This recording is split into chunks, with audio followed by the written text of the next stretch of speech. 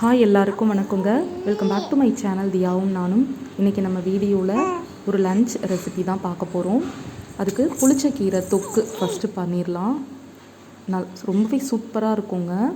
அதுக்கு நான் வந்து அரைக்கட்டு புளிச்சக்கீரையை எடுத்துக்கிறேங்க. அரைக்கட்டி இவ்வளோ இருக்கும். அரைக்கட்டை நல்லா உப்பு மஞ்சத்தூள்லாம் போட்டு நல்லா வாஷ் பண்ணி எடுத்து வச்சுருக்கேங்க. இப்போ இதை வந்துட்டு ஒரு மிக்ஸி ஜாரில் மாற்றிக்கலாம். மொத்தமாக போட்டு அரைக்க முடியாது, கொஞ்சமாக போட்டுக்கலாம். ஒரு 2 கைப்பிடி அளவுக்கு ஃபஸ்ட்டு போட்டுக்கிறேங்க. நான் வரமிளகாய் பார்த்திங்கனாக்கா 10லேருந்து 12 எடுத்துக்கலாம். குழந்தைங்களுக்கும் கொடுக்க போகிறேன், அதனால் நான் இது கம்மியாக போடுறேன். ஏன்னா இதுவே கம்மின்னு சொல்கிறேன்னு பார்க்காதீங்க, ஏன்னா இதில் புளிப்பு அந்தளவுக்கு இருக்கும். அதுக்கப்புறம் புளி பார்த்திங்கனாக்கா ரொம்ப சின்ன கொஞ்சமாக புளி வந்துட்டு நான் இந்த மாதிரி ஒரு 1/2 அன் ஹவருக்கு முன்னாடி தண்ணியில் ஊற வச்சுருக்கேன். ஏன்னா நம்ம கிரைண்ட் பண்ணும்போது சாஃப்டாக இருந்தால் தான் கிரைண்ட் ஆகும் இல்லைங்களா, அதுக்காக அந்த தண்ணியை அப்படியே கொஞ்சம் ஊற்றி விட்டுருவோம். இப்போ இதை நம்ம அரைச்சிட்டு வந்துடலாங்க. சும்மா ஒரு 2 ஓட்டு ஓட்டி எடுத்துகிட்டு வந்துட்டேங்க. நான் பாருங்கள், இந்த அளவுக்கு தான் 2 ஓட்டில் அரைஞ்சிருச்சு. இப்போ இதில் வந்துட்டு கொஞ்சமாக சின்ன வெங்காயமும் கொஞ்சமாக பூண்டும் எடுத்து போட்டுக்கிறேன். அது வந்து அளவு வந்து உங்கள் விருப்பத்துக்கு நீங்கள் போட்டுக்கோங்க. ஆக்சுவலாக இதை என்ன பண்ணுவாங்கன்னா தாளிக்கும் போது தான் நல்லா நச்சு போடுவாங்க. நான் ஏன் இப்போ சீக்கிரம்னா குழந்தைங்க சாப்பிட போகிறாங்க, அதனால் அரைச்சிடலாம் அப்படின்ட்டு. அதுக்கப்புறம் மீதி இருக்கிற கீரையையும் இப்போ நான் ஆட் பண்ணிக்கிறேங்க. ஆட் பண்ணி நல்லா மையாக அரைச்சிட்டு வந்துடுறேன். அவ்வளோதாங்க, இதை நம்ம சூப்பராக அரைச்சிட்டு வந்துடலாம்.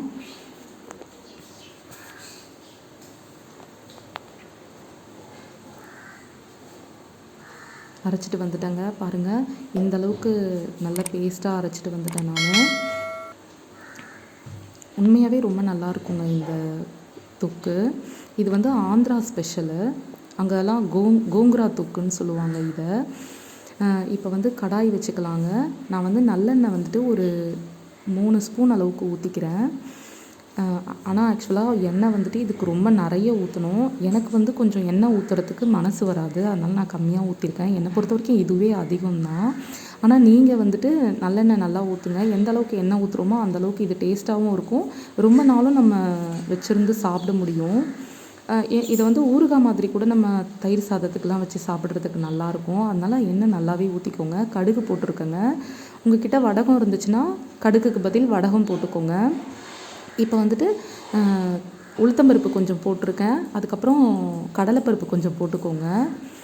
நல்லாயிருக்கும், அதோடய ஃப்ளேவரும் நல்லாயிருக்கும். நம்ம சாப்பாடில் போட்டு பிணைஞ்சி சாப்பிடும்போது இடையில அது தட்டுப்படும்போது ரொம்பவே சூப்பராக இருக்கும். நல்லா பொரிஞ்சதுக்கப்புறமா நம்ம அரைச்சி வச்சுருக்கோம் இல்லைங்களா, அந்த விழுதை வந்துட்டு இதில் டைரெக்டாக கொட்டிடலாங்க. ஒரு சில சமையல்லாம் பார்த்திங்கனாக்கா இரும்பு சட்டி, அதுக்கப்புறம் மண் பாத்திரம், இந்த மாதிரியில் செய்யும்போது ரொம்பவே டேஸ்ட் இன்னும் நல்லாயிருக்கும்னு சொல்லுவாங்க. அதில் இதுவும் ஒன்று. இப்போ என்கிட்ட இரும்பு சட்டி இல்லாததுனால நான் இதில் பண்ணுறேங்க. பாருங்கள், அது வந்துட்டு கொஞ்சம் நம்ம கிளற கலர் வந்துட்டு மாறிட்டே வருங்க. இது வந்துட்டு நம்ம அப்படியே பச்சையாக அரைச்சி ஊற்றுனதுனால பொறுமையாக மீடியம் ஃப்ளேமில் வச்சு இதை நம்ம கிட்டேருந்து கிளறிக்கிட்டே இருக்கணுங்க. ஏன்னா வெண்டைக்காயில் இருக்க மாதிரி இதில் வந்து குழப்பு தன்மை அதிகமாக இருக்கும். நம்ம அப்படியே விட்டுட்டோன்னா கொஞ்ச நேரத்துலலாம் அடி பிடிச்சிருங்க. அதனால் நம்ம கலந்துக்கிட்டே இருக்கணும், கிளறி விட்டுக்கிட்டே இருக்கணும் நம்ம. அப்போ தான் இது கரெக்டாக இருக்கும். இப்போ இந்த கீரை பார்த்திங்கன்னா நிறைய பேர் வாங்க மாட்டாங்கங்க. ஏன்னா சில பேருக்கு இது எப்படி செய்யணும்னு தெரியாது. ஆனால் கீரையிலேயே ரொம்ப டேஸ்ட்டான கீரைன்னு பார்த்திங்கனாக்கா புளிச்சக்கீரை தாங்க. அது அவ்வளோ டேஸ்ட்டாக இருக்கும். சாதாரணமாக நம்ம கடையில் செஞ்சு சாப்பிடும்போது கூட ரொம்பவே டேஸ்ட்டாக இருக்கும். இன்னொன்று, எல்லா கீரையிலையும் இருக்கிற மாதிரி இதுலேயுமே நிறைய சத்துலாம் இருக்குங்க. இரும்பு சத்து நிறைய இருக்குது இதில். அதுக்கப்புறம் பார்த்திங்கனாக்கா ரொம்ப உடம்புக்கு குளிர்ச்சி தரும் இது. இந்த வெயில் காலத்துலலாம் வீக்லி ஒன்ஸ் கண்டிப்பாக இதை நம்ம செஞ்சு சாப்பிடலாம். இதில் நிறைய செய்யலாங்க. கடையில் செய்வாங்க, சட்னி செய்வாங்க, துவையல் அரைப்பாங்க, இந்த மாதிரி தொக்கு செய்வாங்க, ஊறுகாய் செய்வாங்க. ஆந்திராலலாம் பார்த்திங்கன்னா இதில் கிட்டத்தட்ட நிறைய வெரைட்டியில் இதை செய்வாங்க அவங்க. ரொம்ப அவ்வளோ சூப்பராக இருக்கும். இதுலேயும் ஃபைபர் கண்டென்ட் அதிகமாக இருக்குது. அதுக்கப்புறம் இதை சாப்பிட்டிங்கன்னா இது வந்துட்டு பசியை நல்லா தூண்டும். அதுக்கப்புறம் உடம்பு வந்து என்ன சாப்பிட்டாலும் ஒட்டலைன்னு நினைக்கிறவங்க இதை வீக்லி ட்வைஸ் சாப்பிட்லாம். கண்டிப்பாக உடம்பு சேரும். ஏன்னா இதை சாப்பிட்ட உடனே பசி உணர்வை தூண்டும், நம்ம நிறைய சாப்பிடுவோம், அதனால தான். அதுக்கப்புறம் சீக்கிரமாக இது வந்துட்டு ஜீரணமும் ஆகிடும். அது ஒன்று. அதுக்கப்புறம் பார்த்தீங்கன்னாக்கா மோஷன் ப்ராப்ளமே இருக்காதுங்க. இதை சாப்பிட்டா அடுத்த நாள் நம்ம ஃப்ரீயாக மோஷன் போயிடுவோம். என்ன இப்படி சொல்கிறேன்னு பார்க்காதீங்க, இதெல்லாம் உண்மை தான். நல்லா கிளறி விட்டுக்கலாங்க. நம்ம கிளற அதில் நம்ம விட்டோம் இல்லைங்களா, அந்த எண்ணெய் வந்துட்டு மேலே அப்படியே தெளிஞ்சு வருங்க. அது வரைக்கும் கிளறிக்கலாம். இப்போ எனக்கு வந்துருச்சு பாருங்கள், ஓரளவுக்கு நல்லா. இந்த டைமில் பார்த்தீங்கன்னாக்கா நம்ம மேலே எண்ணெய்லாம் தெறிக்குங்க. அதனால் கொஞ்சம் கவனமாக செய்யுங்க. இதோட டேஸ்ட் பார்த்தீங்கன்னாக்கா கிட்டத்தட்ட புளிக்குழம்போட டேஸ்ட்டில் தாங்க இருக்கும். ஆனால் ரொம்பவே டேஸ்ட்டாக இருக்கும். பாருங்கள், இதை நான் சொல்லும்போதே எனக்கு வாயில் எச்சில் ஊறுது. உண்மையாகவே அந்தளவுக்கு சூப்பராக இருக்குங்க. இப்போ இந்த டைமில் நம்ம வந்துட்டு உப்பு சேர்த்துக்கலாங்க. செக் பண்ணி பார்த்துட்டு ஆல்மோஸ்ட் எல்லாமே ஃபுல்லாக ரெடி ஆகிடுச்சுங்க.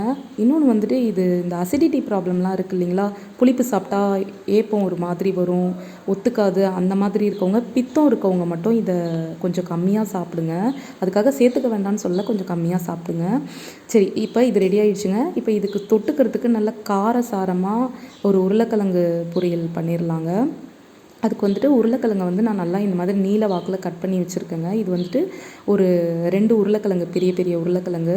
இதை நல்லா வாஷ் பண்ணிட்டேங்க. இப்போ இதில் வந்துட்டு 1 டம்ளர் அளவுக்கு தண்ணி ஊற்றிக்கிறேன். தண்ணி ஊற்றி இதை ஒரு முக்கால்வாசிக்கு நம்ம பாயில் பண்ணி எடுத்து வச்சுக்கலாங்க.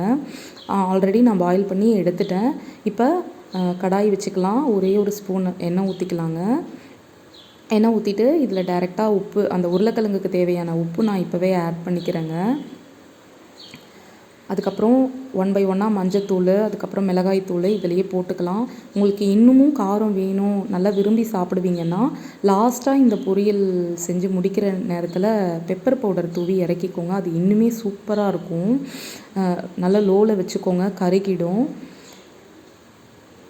இப்போ அந்த புளிப்பு, அந்த தொக்கு இருக்கு இல்லைங்களா, அதுக்கும் இந்த உருளைக்கிழங்குக்கும் ரொம்பவே காம்பினேஷன் சூப்பராக இருக்குங்க. நல்லா அட்டகாசமாக இருக்கும். இப்போ வந்துட்டு சும்மா கிளறணும், பச்சை வாசனை போகணுன்னுலாம் இல்லைங்க மிளகாத்தூளோடது. அப்படியே நம்ம அந்த பாயில் பண்ண உருளைக்கிழங்கை ஆட் பண்ணிடலாம். ஆனால் பார்த்து பண்ணுங்கள், ஏன்னா நம்ம வந்து இந்த உருளைக்கிழங்கை முக்கால்வாசி வேக வச்சு தான் எடுத்திருக்கோம். ஸோ நம்ம கிளறும்போது ரொம்ப கிளறணுன்னா உடையிறதுக்கு வாய்ப்பு இருக்குது. அதனால் ரொம்ப சாஃப்டாக கிளறி விடுங்க. அந்த மிளகாத்தூள், உப்பு அதெல்லாம் அந்த வெந்திருக்கிறதுனால நல்லா இறங்கிடுங்க மசாலாலாம்.